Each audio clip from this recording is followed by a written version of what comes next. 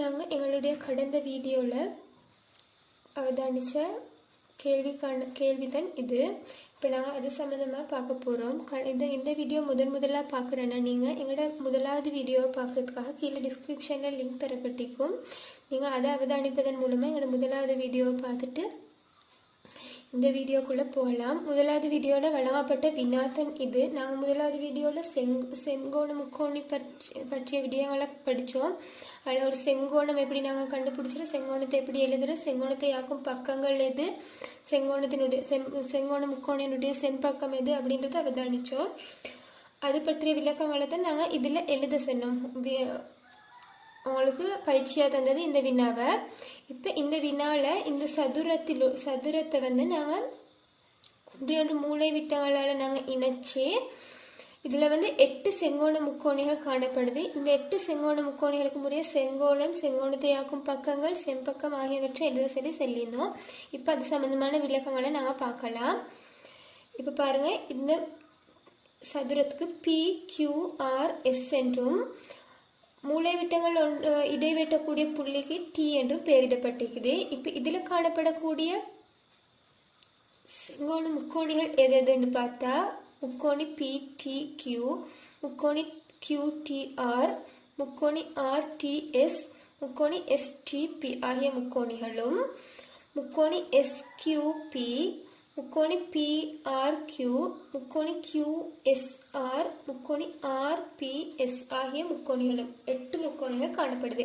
இப்போ இந்த 8 முக்கோணிகள்லையும் நாங்கள் அவதானிப்போம் எவ்வாறு செங்கோணம் எது, செங்கோணத்தை ஆக்கும் பக்கங்கள் எது, செம்பக்கம் எது போன்ற விடயங்களை நாங்கள் அவதானிக்கலாம். முதலாவது முக்கோணி PTQன்ற முக்கோணியை நாங்கள் அவதானித்தோம். அப்படின்னா PTQவில் காணப்படக்கூடிய செங்கோணம் இதுதான் முக்கோணி PTQவில் காணப்படக்கூடிய செங்கோணம்.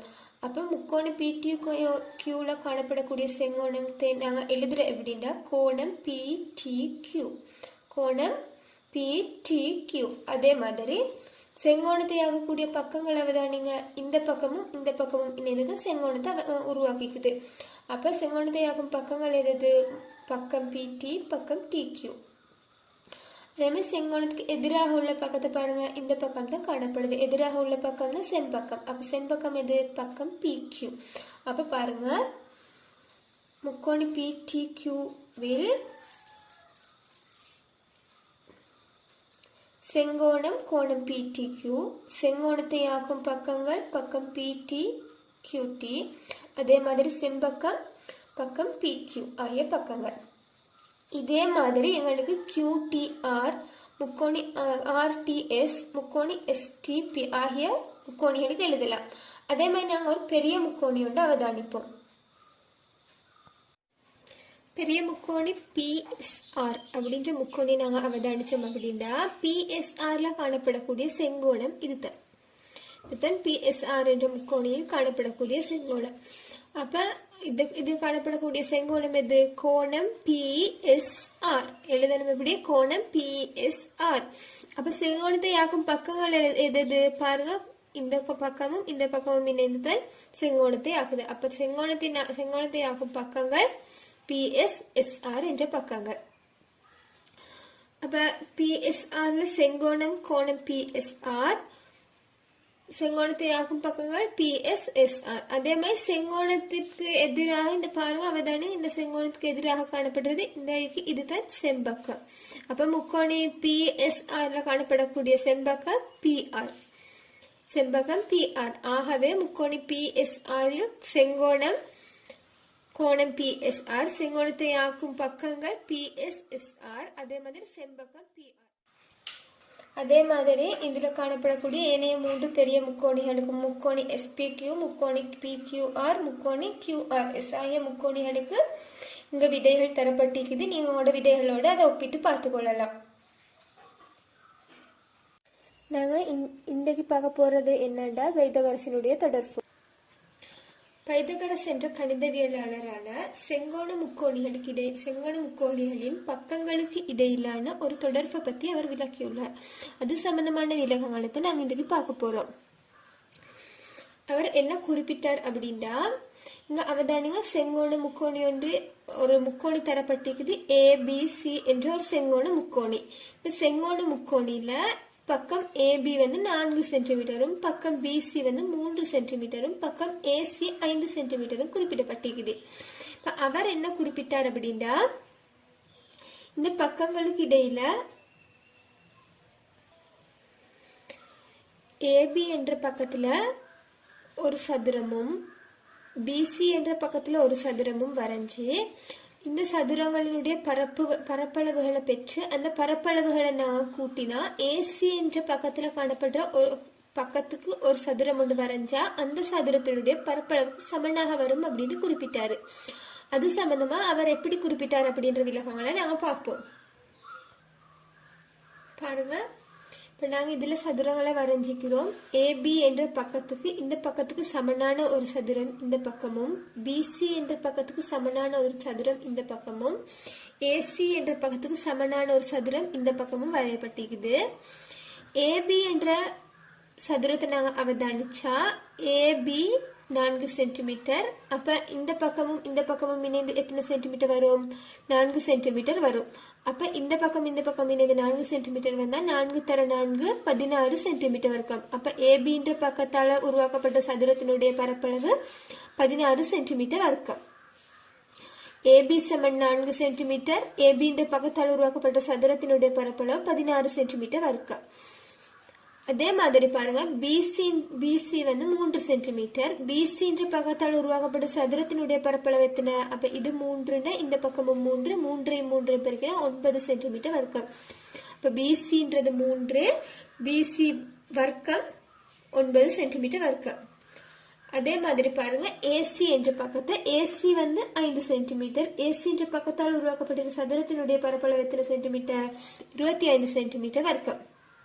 அப்ப ஏசி என்ற பக்கத்தால் உருவாக்கப்பட்ட சதுரத்தினுடைய பரப்பளவு 25 சென்டிமீட்டர் வர்க்கம். இப்ப அவதானிங்க,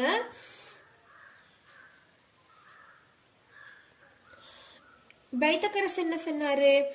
ஏபியினுடைய பக்கத்தால் உருவாக்கப்பட்ட சதுரத்தினுடைய பரப்பளவையும் பிசி என்ற பக்கத்தினால் உருவாக்கப்பட்ட சதுரத்தினுடைய பரப்பளவையும் கூட்டினா ஏசி என்ற பக்கத்தால் உருவாக்கப்பட்ட சதுரத்தினுடைய பரப்பளவுக்கு சமனாக வரும் அப்படின்னு குறிப்பிட்டாரு.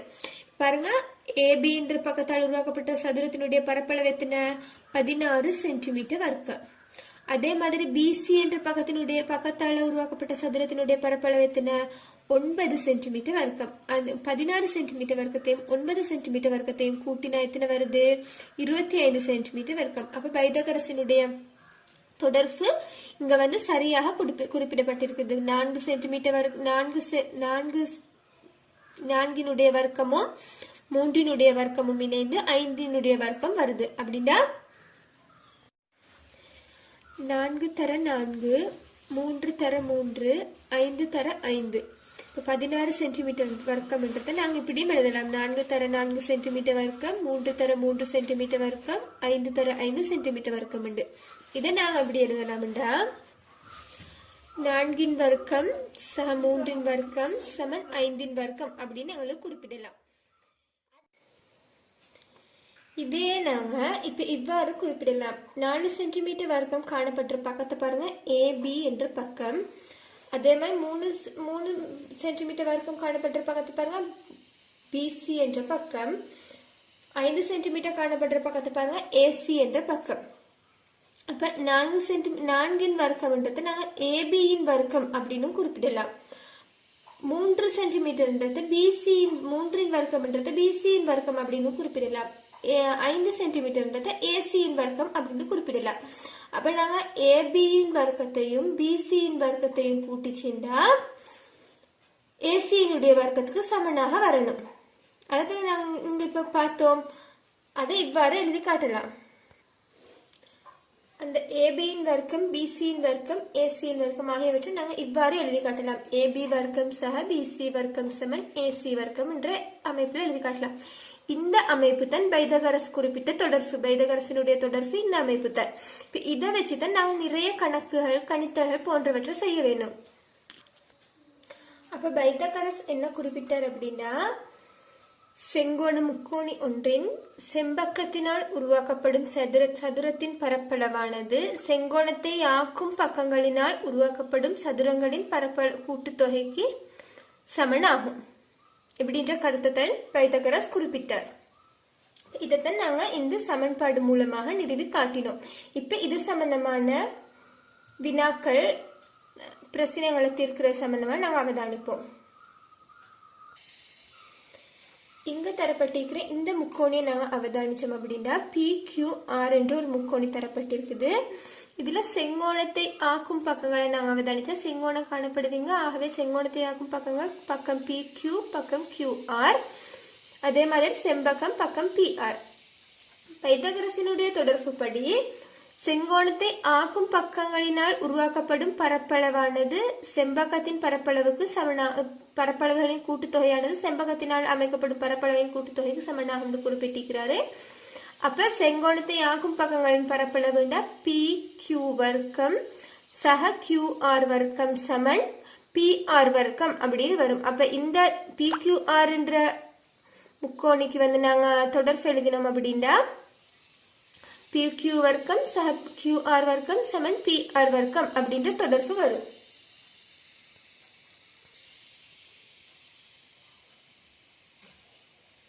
இந்த முக்கோணி நான் அவதானிச்சோம் அப்படின்னா இங்க முக்கோணிக்கு பெயரிடப்பட்டில்லை. முக்கோணியின் பக்கங்களுக்கு அச்சர கணித பெருமானங்கள் தரப்பட்டிருக்குது.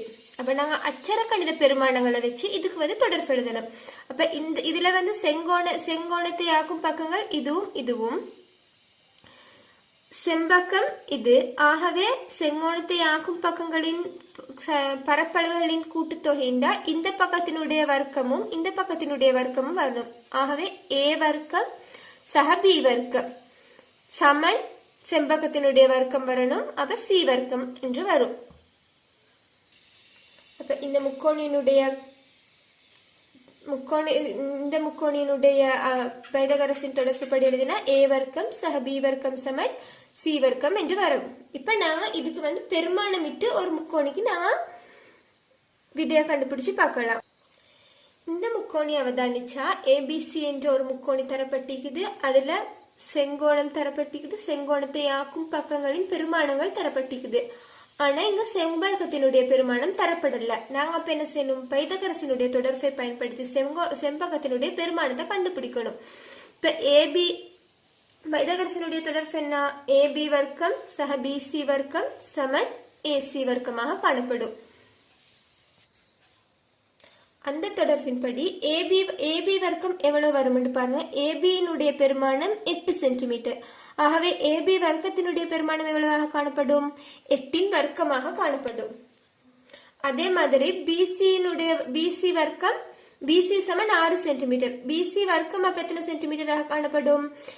6 வர்க்கமாக காணப்படும். 8 வர்க்கம் சக 6 வர்க்கம் சமன் AC வர்க்கமாக காணப்படும். 8 வர்க்கம் எத்தனை? 64. 6 வர்க்கம் எத்தனை? 36. 8 64, 6 36. 64 சக 36 சமன் AC வர்க்கமாக காணப்படும். 64 36 கூட்டினா எத்தனை? 100. 100 சமன் AC வர்க்கமாக காணப்படும். ஆகவே 100 சமன் AC வர்க்கமாக காணப்பட்ட நாங்க AC பெருமானத்தை காண்றதுக்கு இந்த வர்க்கத்தை நாங்க சமனுக்கு அந்த பக்கம் எடுக்கணும். சமனுக்கு அந்த பக்கம் எடுத்தா வர்க்கம் மூலமாக மாறும். எந்த ஒரு குறியீட்டையும் நாங்க சமனுக்கு அந்த பக்கம் எடுக்கக்கூடிய சந்தர்ப்பத்தில் அதற்குரிய எதிர்குறியீடாக மாறும். அப்ப வர்க்கம் மூலமாக மாறும். AC வர்க்கம்ன்றது வர்க்க மூலமாக மாறினா எங்களை 100 வர்க்க மூலமாக வரும். 100 வர்க்க மூலமாக வந்தா 100 வர்க்க மூலம் எத்தனை? 100 வர்க்க மூலம் 10. ஆகவே AC பெருமானம் 10 காணப்படும். அதே மாதிரி நாங்க இன்னொரு முக்கோணி அவதானிச்சோம் அப்படின்னா இங்க பாருங்க. இங்க தரப்பட்டிருக்கிற முக்கோணில செங்கோணத்தை ஆக்கும் பக்கங்கள் செம்பக்கம் போன்றவற்றில இங்க செங்கோணத்தை ஆக்கும் பக்கத்துல ஒரு பக்கத்துல நீளம் தரப்பட்டில்லை. இன்னொரு பக்கத்துல செங்கோணத்தை ஆக்கும் பக்கங்களின் நீளமும் செம்பக்கத்தினுடைய நீளமும் தரப்பட்டிருக்குது. அப்ப நாங்க இத AB வர்க்கம் பைத்தகரசினுடைய தேற்றப்படி AB வர்க்கம் சக BC வர்க்கம் சமன் AC வர்க்கம் என்ற சமன்பாட்டில் நாங்கள் பிரதியிட்டோம் அப்படின்னா எங்களுக்கு ஏபி வர்க்கத்துக்குரிய விடையை காணலாம். இப்போ நாங்கள் அது எப்படி பார்க்குறோன்னு அவதானிப்போம்.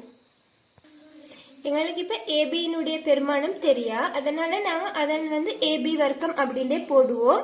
பிசியினுடைய பெருமானம் 12 சென்டிமீட்டர். அப்போ பிசியினுடைய இடத்துல 12 வர்க்கம் அப்படின்னு குறிப்பிட்டா ஏசியினுடைய பெருமானம் 13 சென்டிமீட்டர். ஆகவே ஏசியினுடைய வர்க்கம் 13 சென்டிமீட்டராக காணப்படும். இப்ப நாங்க என்ன செய்யணும், ஏபி வர்க்கத்தினுடைய பெருமானத்தை காணணும் அப்படின்னா 12 வர்க்கத்தை நாங்க இந்த சமனுக்கு இந்த பக்கம் கொண்டு வரணும்.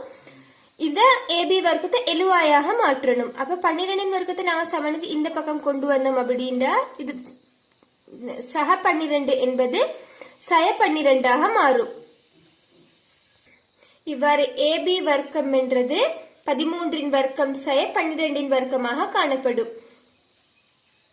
நான் 13 வர்க்கம் 12 வர்க்கம் போன்றவற்றிற்கு பிரதியிட்டா 169 சய 144 சமன் ஏபியின் வர்க்கம் என்று வரும். ஆகவே ஏபி வர்க்கம் சமன் 25. ஏபியை நாங்கள் எழுவாயாக ஏபி சமன் வர்க்கமூலம் 25 என்று வரும். ஏபி சமன் வர்க்கமூலம் 25 நாங்க 25க்கு வர்க்கமூலம் கண்டா 5 சென்டிமீட்டர் என்று வரும். ஆகவே ஏபியினுடைய பெருமானம் எத்தனையாக காணப்படும், 5 சென்டிமீட்டராக காணப்படும். 5 சென்டிமீட்டர் 12 சென்டிமீட்டர் 13 சென்டிமீட்டர் உடைய செங்கோண முக்கோணியாக இது காணப்படும். இவ்வாறு நாங்க எங்களுக்கு செங்கோண முக்கோணி சம்பந்தப்பட்ட பயிற்சிகளை செய்யலாம். நீங்க உங்களோட பாட புத்தகத்துல காணப்படுற செங்கோண முக்கோணியுடன் சம்பந்தப்பட்ட பயிற்சிகளை செஞ்சு இது போன்ற விளக்கங்களை நீங்க பெற்றுக்கொள்ளலாம். இது சம்பந்தமான சந்தேகம் காணப்பட்ட கமெண்ட் மூலமா நீங்க அறிவிக்கலாம்.